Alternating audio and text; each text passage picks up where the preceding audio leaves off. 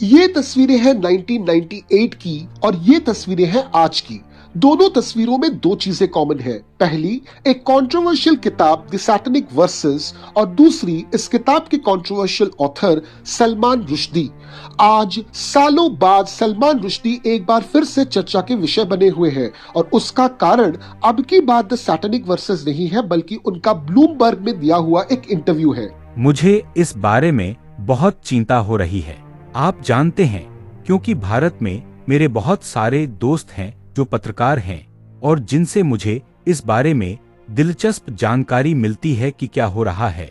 और मुझे लगता है कि हर कोई पत्रकारों, लेखकों, बुद्धिजीवियों, प्रोफेसरों आदि की आजादी पर हो रहे हमले से बहुत चिंतित है। इससे भी आगे ऐसा लगता है कि देश के इतिहास को फिर से लिखने की इच्छा है। चलिए जानते हैं कि ऐसी कौन सी मजबूरी या फिर दुर्दशा हुई सलमान रुश्दी के साथ कि उन्हें इंटरव्यू में ये बोलना पड़ा।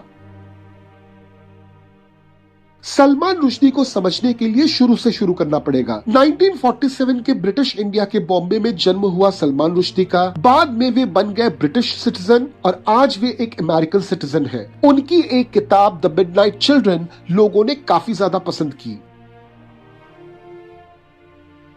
द सैटेनिक वर्सेस प्रकाशित हुई ब्रिटेन में। मैजिकल रियलिज्म की ये किताब माइग्रेशन, पहचान और बुराई भलाई पर केंद्रित थी, लेकिन इसमें इस्लामिक हिस्ट्री से प्रेरित ड्रीम सीक्वेंसेस थे जो इस्लामिक स्कॉलर्स के नजरिए से ब्लास्फेमी है, यानी कि ईश निंदा। वेस्टर्न क्रिटिक्स ने इसे लिटरेरी मास्टरपीस कहा, लेकिन यूके, साउथ एशिया और मिडिल ईस्ट के मुस्लिम संगठनों ने इसका जमकर विरोध किया। राजीव गांधी की कांग्रेस की सरकार ने कस्टम नोटिफिकेशन जारी करते हुए इस किताब के इंपोर्ट पर बैन लगा दिया।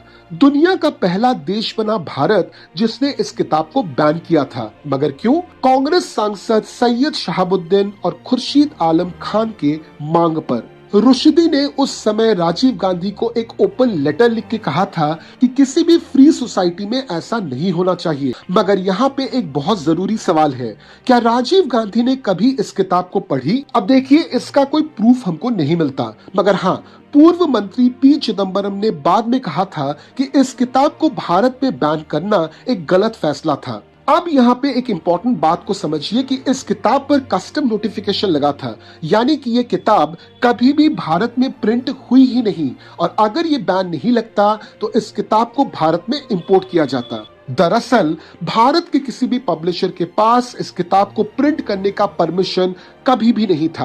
अब लॉजिकली सोचिए कि जब तक कस्टम नोटिफिकेशन जारी हुआ था तब तक इस किताब की बहुत सारी कॉपियां भारत आ चुकी थी, बहुत सारे लोग इन कॉपीज को खरीद चुके थे और बहुत सारी कॉपियां उस समय के बुक स्टॉल्स पर अवेलेबल थी। मगर एक बार कस्टम नोटिफिकेशन के लगने के बाद इन सारी कॉपीज का कभी भी पता ही नहीं चला।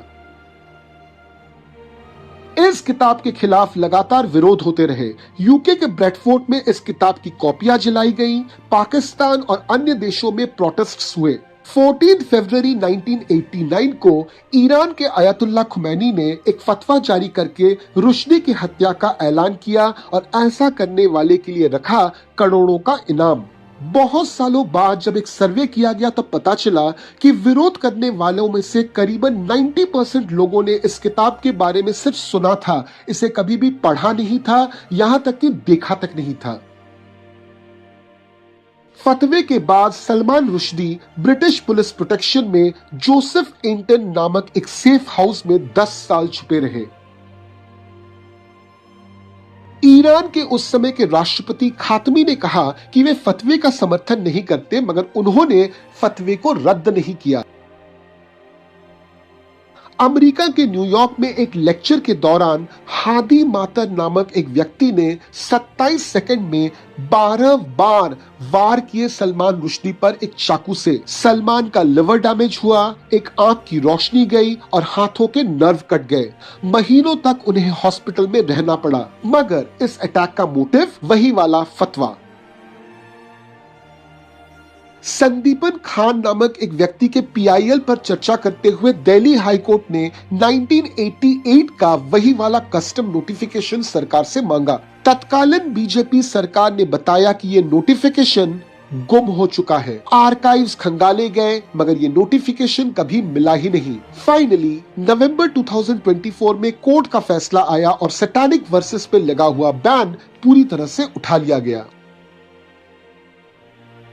यानी पूरी कहानी का सार यही निकलता है कि कांग्रेस सरकार ने इस किताब पर बैन लगाया। जिस सेंसरशिप के खिलाफ रुश्दी हमेशा बोले, उनके हिसाब से और फैक्ट्स के हिसाब से यह सेंसरशिप कांग्रेस ने लगाई। उस समय के कांग्रेस के सरकार को रुश्दी ने ओपन लेटर जरूर लिखा मगर किसी भी इंटरव्यू में इसके बारे में वे कुछ नहीं बोले।